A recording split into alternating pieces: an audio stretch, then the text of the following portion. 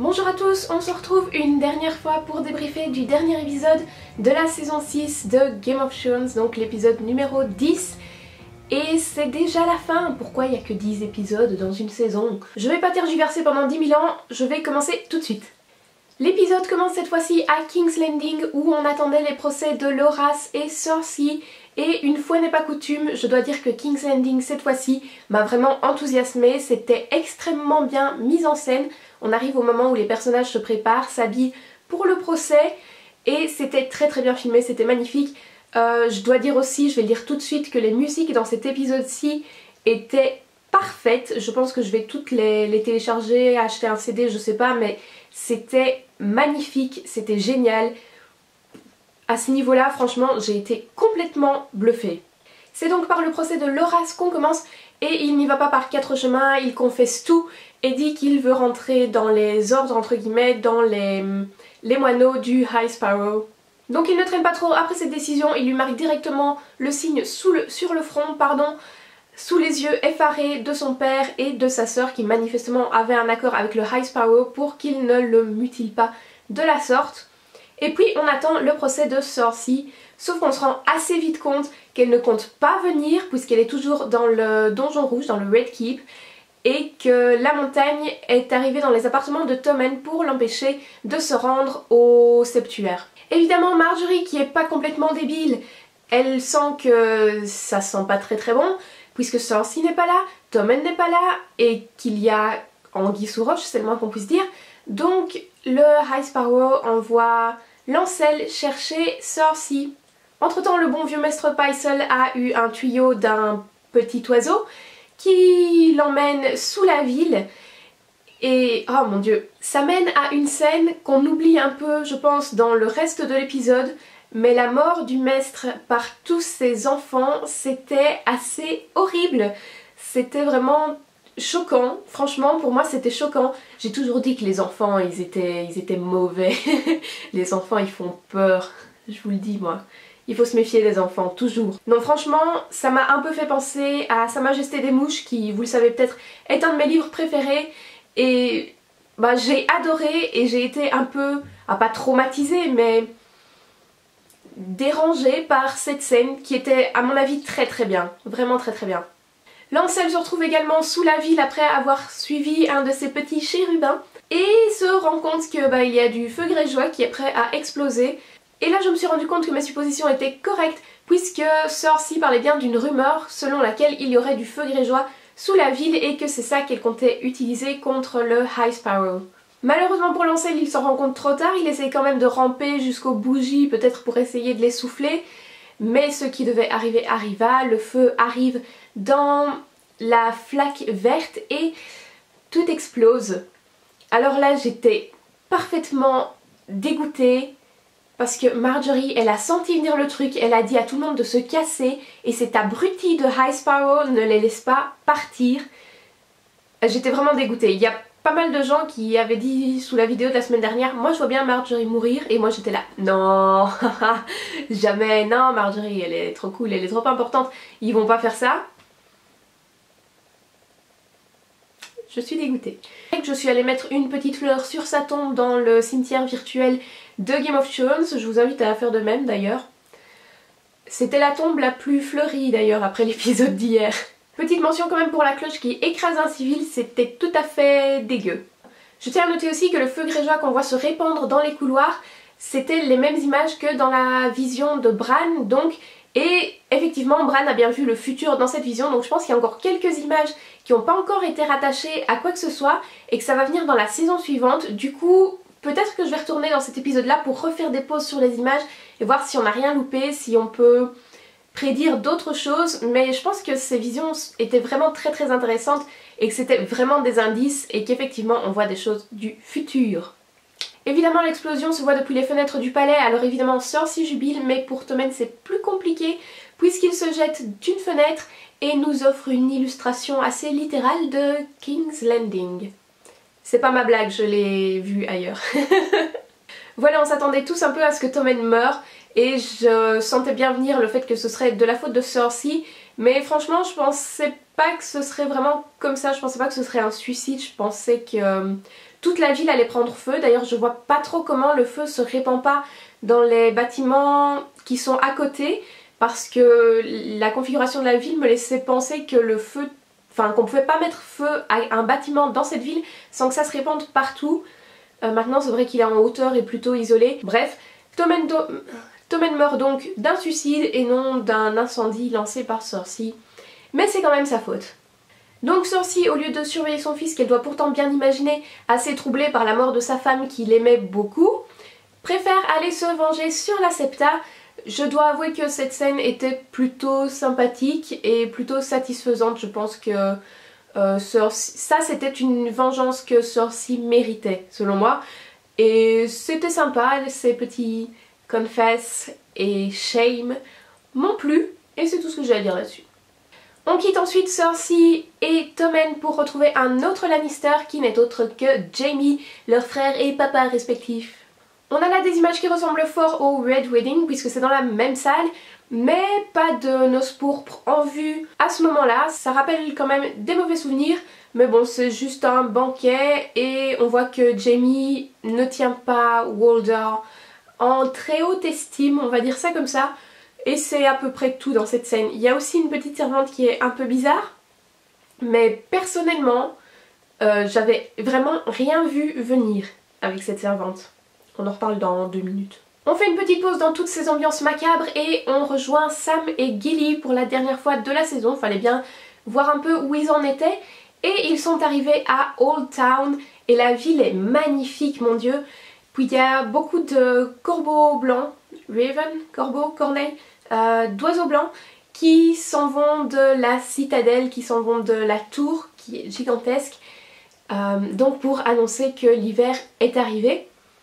Un de ces corbeaux arrive à Winterfell où on retrouve évidemment Jon qui a repris possession du château. Davos accuse finalement officiellement Mélisandre d'avoir brûlé vive Shireen, la fille de Stannis et donc la dernière des Baratheons, mais plus que tout une petite fille à laquelle il tenait énormément et c'est assez émouvant quand même de voir Davos dans un tel état, ils étaient tellement mignons tous les deux. Et donc Mélisandre elle avoue qu'elle avait tort, qu'ils ont fait ça pour essayer de gagner la bataille, mais bon c'était vain. Et donc Davos demande à ce qu'elle soit exécutée pour meurtre. Et là Jon prend une décision qui est selon moi un bon compromis parce qu'aucune des deux parties n'est satisfaite puisqu'il lui dit de partir dans le sud, de s'exiler et que si elle revient, elle sera pendue pour meurtre. Alors là il se sépare de Mélisandre qui aurait éventuellement pu être un atout pour l'attaque des White Walkers, mais je pense qu'il prend une bonne décision, notamment parce qu'il se met pas Davos à dos, donc c'est bien, et puis parce que Mélisandre elle peut être plus dangereuse qu'utile, et c'est ce qu'on a vu avec Stannis, donc je pense que c'est une bonne décision. Jon retrouve ensuite Sansa sur les remparts de Winterfell et elle demande quand même pardon pour ne pas l'avoir tenue au courant de l'histoire avec les chevaliers du Vale et Littlefinger. Et Jon a une réaction que je trouve tout à fait appropriée. Pour une fois il est posé, il n'a pas plein d'émotions qui bouillonnent et qui le font agir n'importe comment, puisqu'il lui dit simplement qu'il va falloir qu'ils se fassent confiance tous les deux à partir de maintenant, puisqu'ils ont tellement d'ennemis qu'ils n'ont vraiment pas le temps de se quereller entre frères et sœurs, et je pense qu'il a tout à fait raison.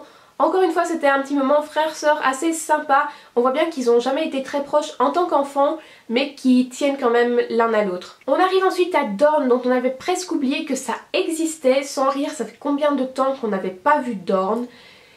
Et alors autant les Sand Snakes me saoulent, autant les voir avec Olenna qui remet un peu de l'ordre dans tout ça, c'était enthousiasmant. Pour une fois, j'étais pas complètement agacée de les voir et je trouve que le fait que Olenna les ait rejoints, ça relève le niveau.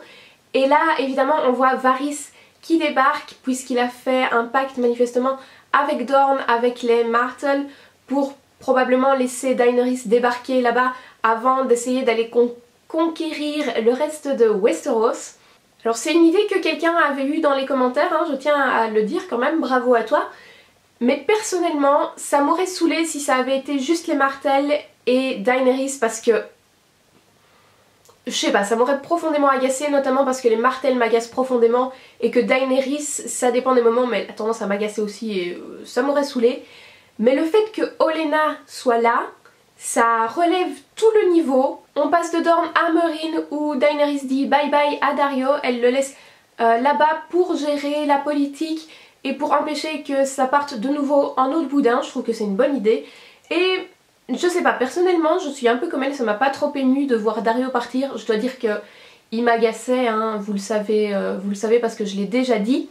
Elle retrouve ensuite Tyrion dans la salle du trône et elle lui avoue quand même qu'elle n'a rien ressenti en laissant Daario partir. Alors est-ce qu'elle est en train de virer un peu faux folle, un peu cray cray?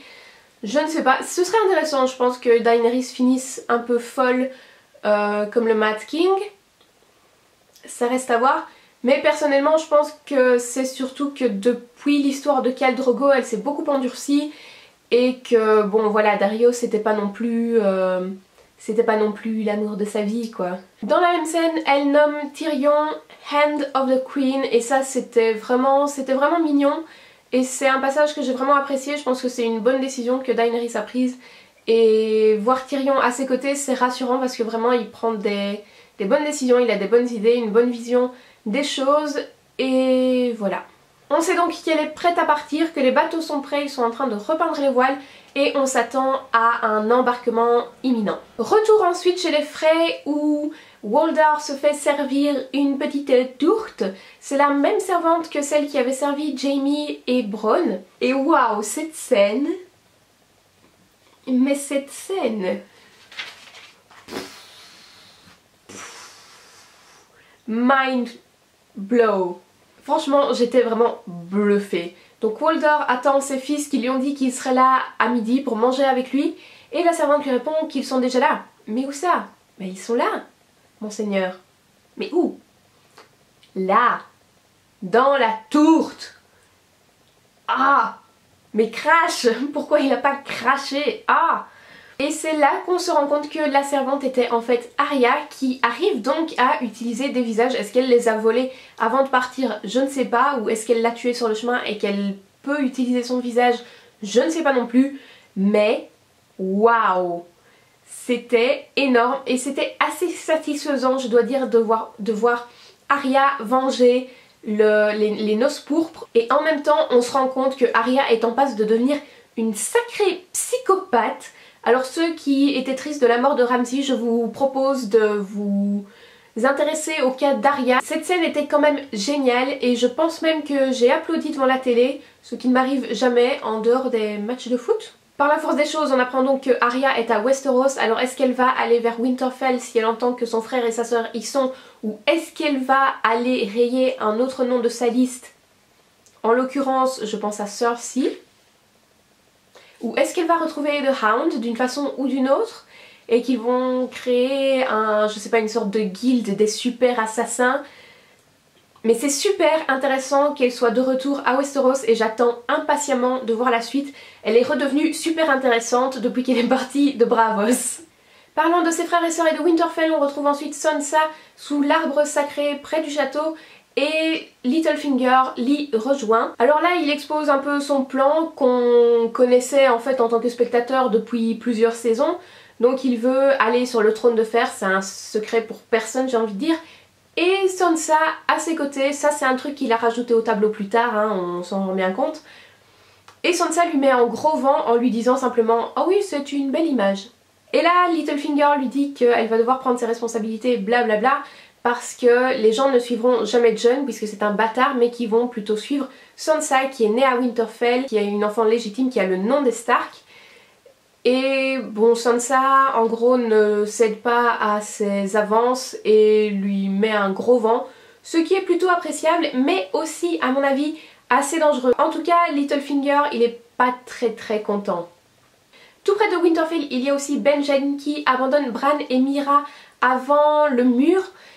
Et c'est assez intéressant parce qu'il rappelle qu'il y a des sortilèges autour du mur et que les morts ne peuvent pas passer à cause de cette magie et pas simplement à cause du mur physiquement. Ce qui est aussi très intéressant, c'est de se rendre compte que tous les Stark sont assez proches de Winterfell, en tout cas ils sont plus proches qu'ils ne l'ont jamais été. Jon et Sansa évidemment étant les plus proches qu'on puisse être puisqu'ils sont dedans. Bon, merci pour cette explication dont personne n'avait besoin. Et je me demande s'il va y avoir une réunion prochaine entre Bran et Jon, Sansa, Arya.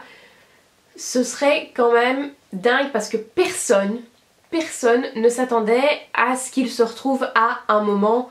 Il y a 2 saisons, c'était très mal parti. Évidemment, Bran est près d'un arbre sacré, donc il décide de réessayer d'aller dans ses visions.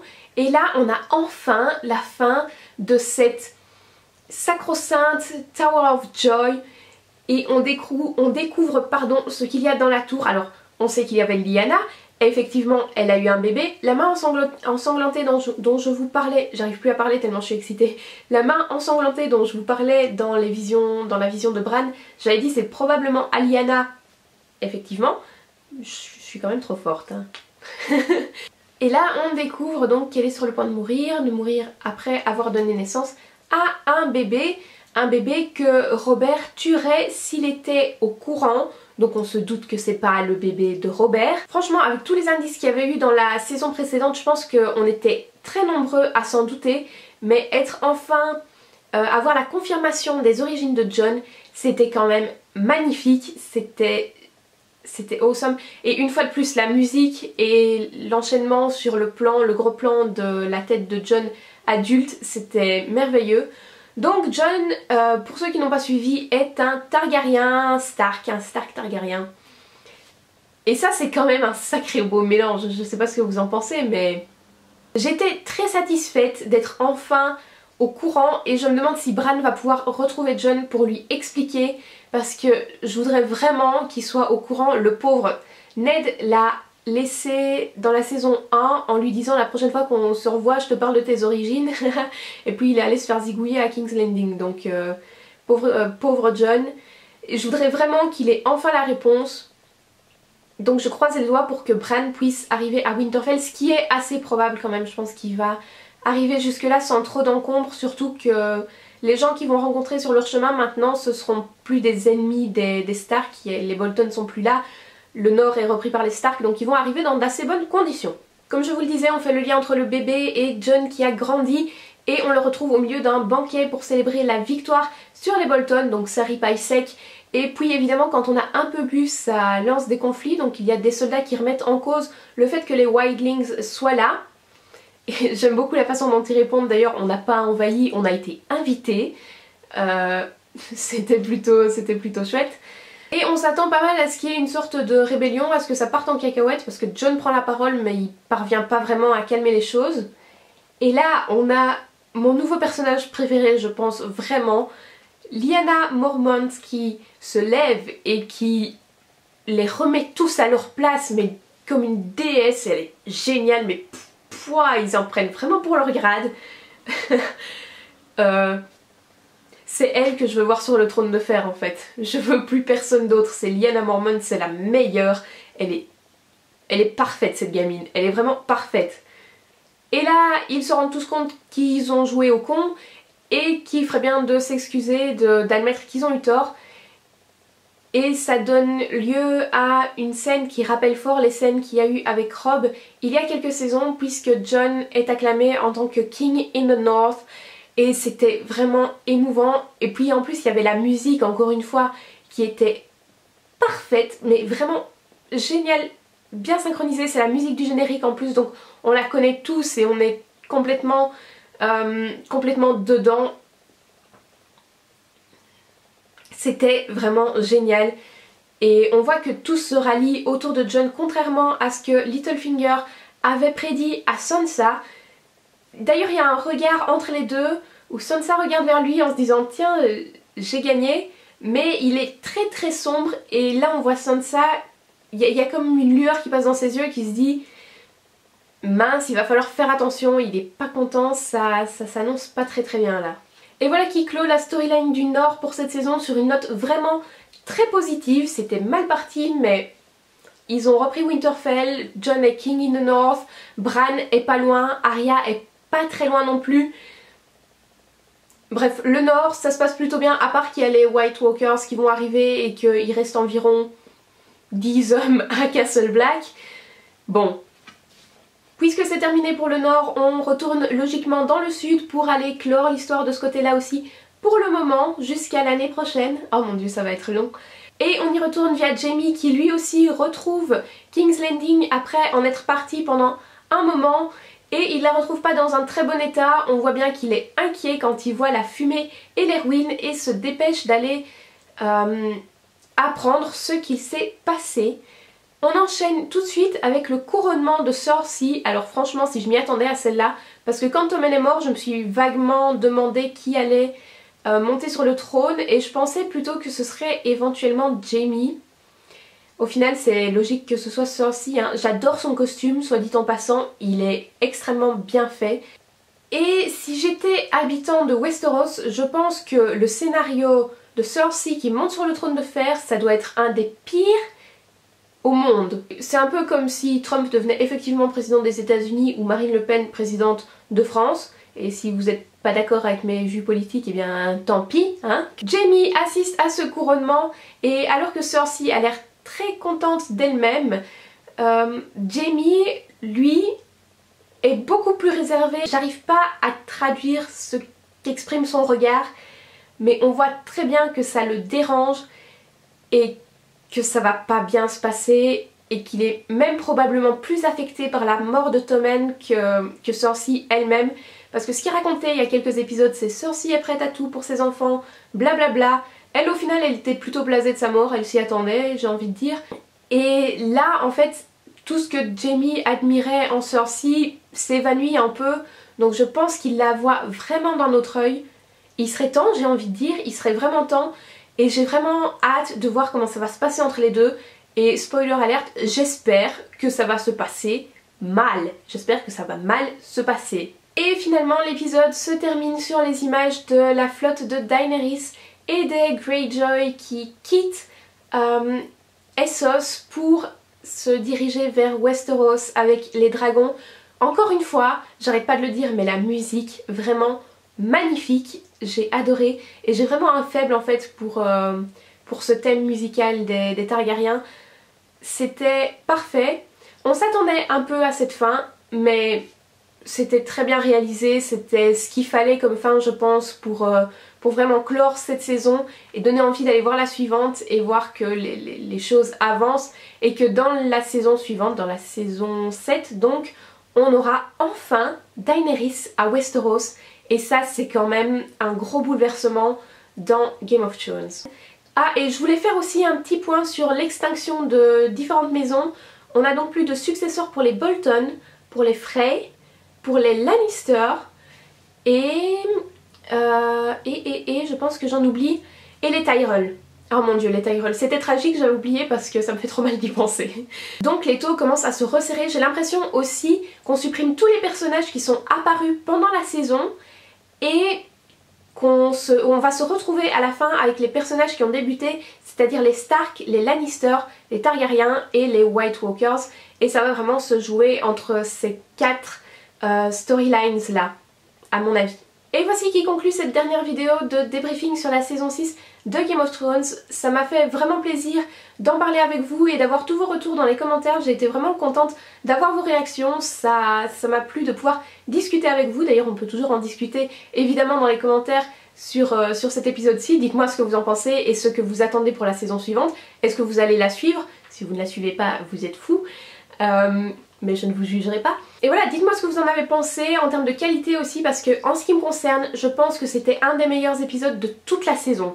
Mais vraiment, je l'ai trouvé qu'il était très bien réalisé, les effets spéciaux très bons également, la musique, mais la musique vraiment malade. Soit dit en passant, pour ceux qui se demanderaient ce qui va venir sur ma chaîne après ces vidéos qui étaient quand même un rendez-vous hebdomadaire, je pense que je vais écrire quelque chose à ce sujet sur Facebook dans quelques jours quand j'aurai un peu plus réfléchi.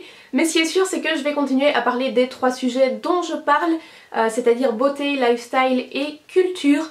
Et je pense que je vais peut-être donner un peu plus d'importance à la culture qu'avant. Je voudrais notamment parler de bande dessinée. J'aimerais aussi parler de films, mais là il faut vraiment que je me renseigne sur les droits d'auteur.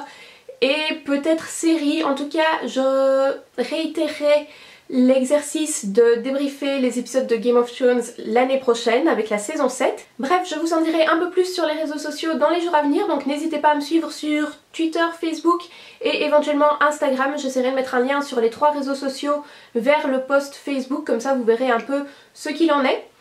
En tout cas, j'espère que le contenu qui est à venir vous plaira également. En tout cas, je vais faire de mon mieux. Si vous avez des demandes spécifiques, n'hésitez pas à m'en faire part. Je les ferai seulement si je le sens bien, si je sens que je peux faire quelque chose d'intéressant. Mais je suis toujours à l'écoute de vos avis et de vos demandes, donc vraiment, n'hésitez pas. Et une dernière fois cette année dans une vidéo Game of Thrones, je vous fais des bisous et je vous retrouve dans une prochaine vidéo. Bye bye.